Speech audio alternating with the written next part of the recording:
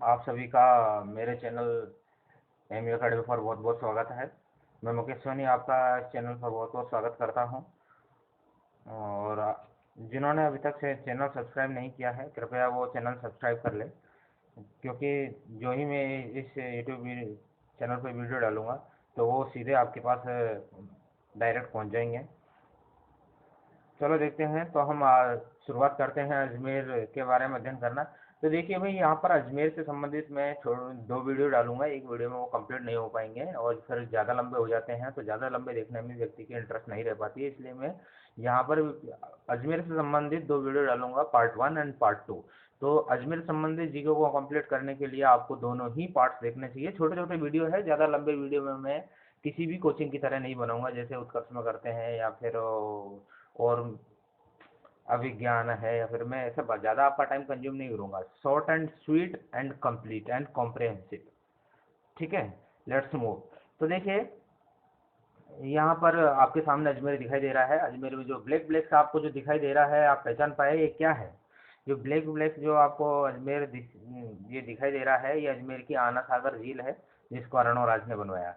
तो आप हम जैसे देख पा रहे हैं कि ये पूरा अजमेर का इलाका है वो आना सागर झील के चारों तरफ ही बना हुआ है।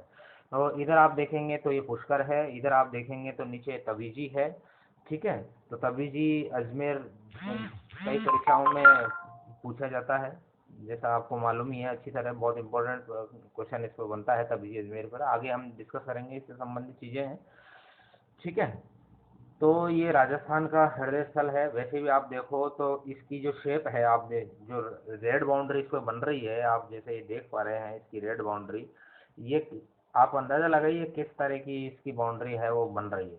जैसे लग रहा है जैसे कुछ किसी हर्ट का चित्र हो, किसी हृदय का चित्र हो। ठीक है, तो इसलिए इसे राजस्थान का हृदय कहा जाता है, इसलिए इसे राजस्थान का हृदय कहा जाता है। तो देखिए, अजमेर को राजस्थान का हृदय स्थल कहा जाता है क्योंकि इसकी शेप है वो हृदय की तरह है। दूसरी बात, ये पूरे राजस्थान के सेंट्रल में है। जैसे बॉडी के जिस जगह पर हमारा हर्ट होता है, उसी सेम उसी जगह पर ये हमारा अजमेर जिला है, इसलिए भी इसके राजस्थान का हृदय स्थल कहा जाता है। और इसे राजस्थान का मक्का कहा जाता है, धर्मनगरी कहा जाता है। मक्का क्यों कहा जाता है? क्योंकि ये मुस्लिमों की बहुत प्रसिद्ध जगह है। भारत में इसके अलावा कोई पवित्र जगह मुसलमानों में मानी नहीं जाती है। ठीक है, विदेशों से भी यहाँ पर लोग ज़ियारत करने आते हैं। धर्मनगरी इसलिए कहा जाता है क्योंकि न केवल यहाँ मुस्लिमों के तीर्थ है, बल्कि हिंदुओं का तीर्थ पास में ही पुष्कर है। तो अजमेर जिले को या अजमेर को धर्मनगरी भी कहा जाता है। मुगल काल में इसे राजपूताना का नाका और ब्रिटिश काल में इसे राजपूताना की चाबी कहा गया है। राजपूताना नाका का नाका और चाबी का मतलब क्या है कि यदि इस क्षेत्र पर हमने विजय प्राप्त कर ली तो हमें राजस्थान को जीतना बिल्कुल आसान हो जाएगा। ठीक है, क्योंकि यहाँ से जोधपुर जो रियासत है, जोधपुर राज्य है, उदयपुर जो मेवाड़ राज्य है, उनको जीतना बिल्कुल आसान हो जाएगा। ठीक है, अब आगे बढ़ते हैं। अजमेर की स्थापना, अजमेर नगर की जो स्थापना है वो 1113 में अजयराज चौहान ने की, लेकिन अजमेर जो दुर्ग है उसकी स्थापना अजयपाल चौहान ने 7वीं शताब्दी में की है। ठीक है, तो इस चीज का ध्यान रखना। अजमेर दुर्ग पहले बना, क्योंकि आप सभी जानते हैं कि पहले लोग सिर्फ दुर्गों में रहा करते थे, मैदानी क्षेत्र में रहते नहीं थे। ठीक है, तो अजयपाल चौहान ने 7वीं शताब्दी में अजमेर दुर्ग का निर्माण कराया और अजमेर नगर की स्थापना है 1113 में अजय राज चौहान द्वारा की गई। ठीक है, अब आगे बढ़ते हैं। दुर्ग की जो मरम्मत है 17वीं शताब्दी में, लगभग लगभग मतलब 10 शताब्दी अर्थात 700 साल बाद में शाहजहाँ के सेनापति विठल दास द्वारा इसका निर्माण किया गया है। इसको तारागढ़ कहते हैं। और राजस्थान में तारागढ़, 3 तारागढ़ है जैसा आप सभी को मालूम है। एक तो अजमेर में, एक बूंदी में, एक सवाई माधोपुर के खंडार तहसील में जो खंडार का दुर्ग है उसको भी तारागढ़ कहा जाता है। ठीक है, इसे गढ़विटली कहा जाता है। गढ़विटली क्यों कहा जाता है? क्योंकि ये बिटली पहाड़ी पर स्थित है। तारागढ़ के जो प्रथम गवर्नर थे सैयद साहब, तो उनके मरने के बाद में उनकी दरगाह यहाँ पर इसी तारागढ़ में बनाई गई है। जो उनका जो बहुत प्रिय घोड़ा था, उस घोड़े की भी मजार यहाँ पर बनाई गई है। तो जो भारत की घोड़े की एकमात्र मजार है यहाँ पर, ये भारत की एकमात्र मजार है। पूरे भारत में कहीं पर भी घोड़े की मजार नहीं है। चलो तो लेट्स हम एक बार फटाफट रिवीजन कर ले। अजमेर राजस्थान का हृदय स्थल, भारत का मक्का, धर्मनगरी, राजपूताना का नाका एंड चाबी।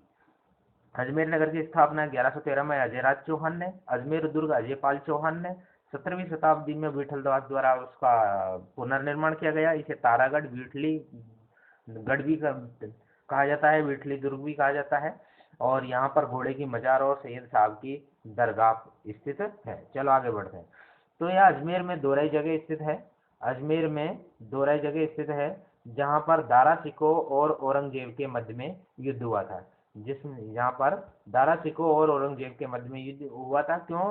क्योंकि वो जो अपने पिताजी के बाद में अब शासन लेना चाहते थे, और औरंगजेब है उनके बाद बीच में कई युद्ध हो गया है, दोराई का युद्ध है, शामूगढ़ का युद्ध है। तो यहाँ पर भी है, हमेशा की तरह औरंगजेब ही विजय हुआ है। चलो देखिए, तो राजस्थान में जो अजमेर जिले का जो एकीकरण हुआ है वो 1 नवंबर 1956 अर्थात 7वें चरण में, अंतिम चरण में यहाँ पर इसका एकीकरण हुआ है। अजमेर विकास प्राधिकरण जो एडीए यहाँ पर बना है वो 2013 में बना है। चलो आगे बढ़ते हैं। जो लूणी का उद्गम है, नागपाड़ है, वो अजमेर के पश्चिमोत्तर में है। नागपाड़ है अजमेर के पश्चिमोत्तर में है, जहाँ से लूणी का उद्गम होता है, जो कि पश्चिम में बहती हुई गुजरात के कच्छ के रण में जाके मिलती है। जिसका हम अध्ययन जब नदियों का अध्ययन करेंगे तो वहाँ पर हम इसके बारे में बहुत डिटेल से अध्ययन करेंगे। कल्प वृक्ष मेला लगता है मांगल्यवास में, यहाँ पर पास में मांगल्यवास तहसील है, तो वहाँ पर है मांगल्यवास जगह है जहाँ पर कल्प वृक्ष मेला लगता है। और यहाँ श्रावण मास की हरियाली अमावस को यहाँ पर मेला लगता है। अजमेर के स्वतंत्रता सेनानी अर्जुन लाल सेठ और हरिभाऊ उपाध्याय वो अजमेर के थे। तो आपसे पूछा जा सकता है कि अर्जुन लाल सेठ का संबंध कौन से जिले से है, किस शहर से है, हरिभाऊ उपाध्याय कहाँ से थे। तो हमें ये ध्यान रखना है, ये अजमेर से थे। और राजस्थान की प्राचीनतम डेयरी, उसका नाम पूछा जा सकता है, क्या नाम है, पद्मा डेयरी। ये भी पूछा जा सकता है कि किस जिले से है, तो हमें ध्यान रखना है अजमेर से। पद्मा डेयरी अजमेर से। अर्जुन लाल सेठी और हरिभाऊ उपाध्याय दोनों कहाँ से है, अजमेर से। कल्प वृक्ष मेला कहाँ लगता है, मांगल्यवास में। ठीक है। और लूणी का उद्गम कौन से जिले में है, अजमेर जिले में, नागपाड़ पर। तो देखिए, अजमेर है वो राजस्थान का पूर्ण साक्षर प्रथम जिला है, और अजमेर का ही मसूदा गांव है जो राजस्थान का प्रथम पूर्ण साक्षर गांव है। ठीक है। अजमेर प्रथम पूर्ण साक्षर जिला और मसूदा पूर्ण साक्षर गांव। बीसलसर जो झील है अजमेर, यहाँ बीसल देव द्वारा निर्मित एक ये कृत्रिम झील है।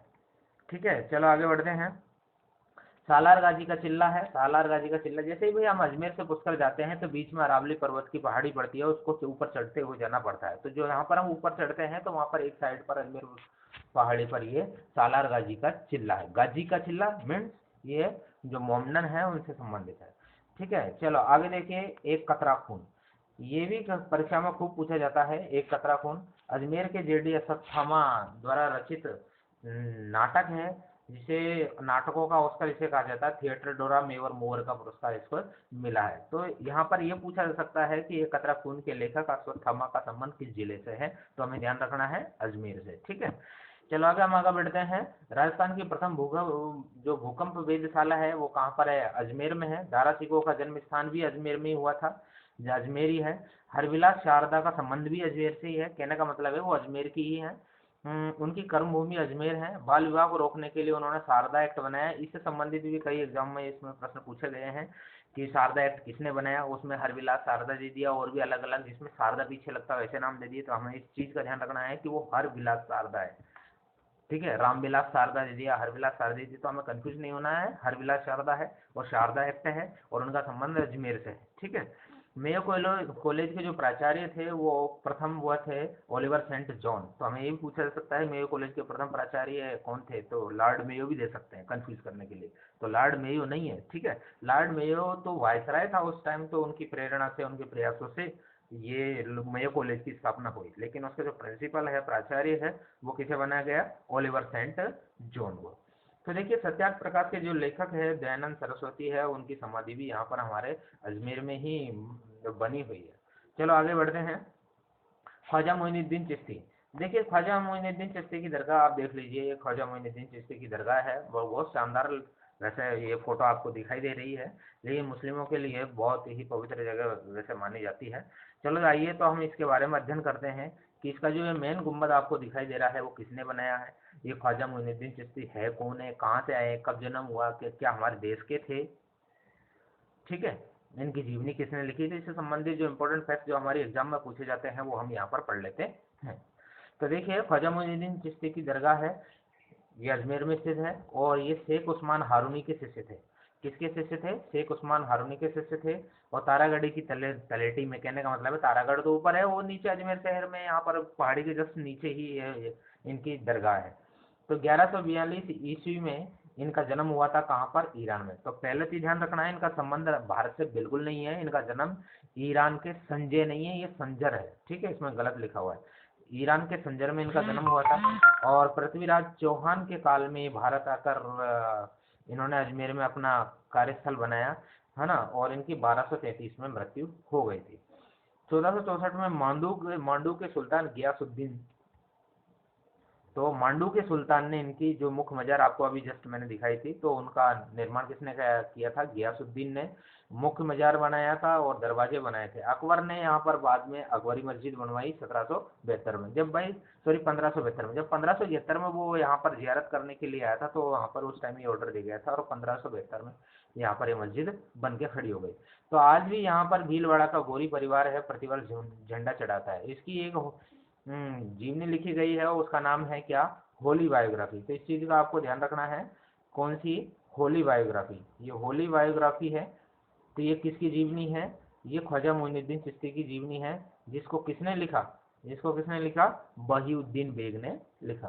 तो देखिए, अजमेर जिले में हैप्पी वैली है, सरवाड़ का किला है, दादावाड़ी है। तो इनसे संबंधित भी आपसे पूछा जा सकता है, दादावाड़ी कौन से जिले में है, सरवाड़ का किला कौन से जिले में है, हैप्पी वैली कौन से जिले में है। तो आपको ध्यान रखना है, हैप्पी वैली भी कहाँ पर है? अजमेर में है, सरवाड़ का किला भी अजमेर में है, और दादावाड़ी भी अजमेर में है। ठीक है, चलो आगे बढ़ते हैं। तो यह हमारा दरगाह है। आना सागर, जैसे आपको अभी मैंने बताया था आना सागर, तो आना सागर कहाँ पर है? अजमेर में है। और अरनो राज्य ने इसे 1135 से 50 के मध्य में बनवाया था। किस नदी पर है? बांडी नदी पर। ठीक है, तो हमारी जो फोय सागर है वो भी कहाँ पर है? बांडी नदी पर है। ठीक है, कहने का मतलब है बांडी नदी पर बांध बनाकर ये झीलें बनाई गई है, एक नदी का हिस्सा है। ठीक है, तो बांडी नदी पर ही फोय सागर है, और बांडी नदी पर ही आना सागर है। तो जहांगीर द्वारा दौलत बाग उद्यान का यहाँ पर निर्माण किया गया। अरुणोराज ने इसे आना सागर को बनाया, उसको नदी को बंद करके, मतलब बांध बना के।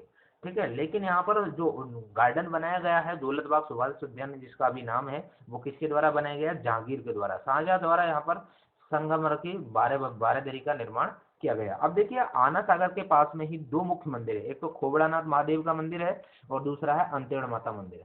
तो जो खोबड़ानाथ महादेव मंदिर है वो आना सागर के दक्षिण छोर पर है। अब उनके शादी देव नाम से विख्यात है, क्योंकि जिन लोगों की शादी नहीं होती है तो वो अपने यहाँ शादी की मन्नत मानने के लिए यहाँ पर आते हैं। तो अब इनका नाम खोबड़ानाथ के बजाय अब यहाँ पर जो अजमेर में है वो शादी देवी नाम के इससे ज्यादा प्रसिद्ध है।